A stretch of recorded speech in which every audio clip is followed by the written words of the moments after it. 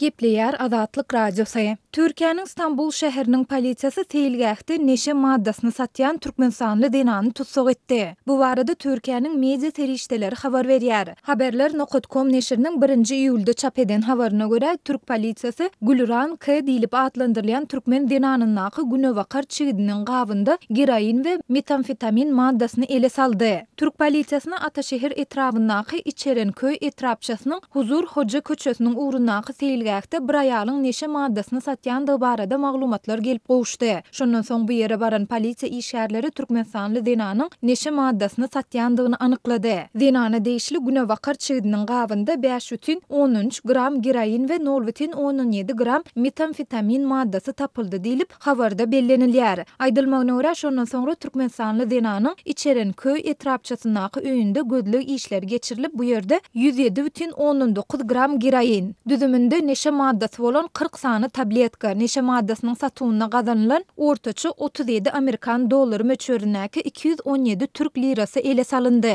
Şeýle-de öýde tapylan zatlaryň hatarynda bir sany elektrik tereze, bir sany 30 cm uzunlygyndaky bıçak, 2 sany sapança, 11 sany ok, bir sany pistolet we başga-da 30 sany ok hem bar. Türk mediasynyň habarynda türkmensanly denanyň neşe maddasynyň sowdasyny etmekde tutsak edilip türme iýerilendigi aýdylýar. Azatlyk Radiosu türkmen denanynyň soňky ykbaly onuň näçe wagt möhleti bilen türme tutsaglygyna höküm edilendigi barada Ataşehir etrabyndaky İçerenköy etrapçasynyň polisiýa bölüminden maglumat alyp bilmedi. Bilip geçdik, bu türk medeniýetinde Türkiýede ýaşaýan türkmensanlar barada soňky bir aýdan gowrak wagtyň dowamyna çykan 5-nji habardyr. Türkmensanlaryň daşary ýurtlarda duçar bolan ýagdaýlary barada türkmen medeniýetinde hiç ýyly maglumat berilmeýär. Bu habarlar barada Türkmensanyň Türkiýedäki ilçihanasy hem häzirlikçe kommentariýa bermekden saklanýar.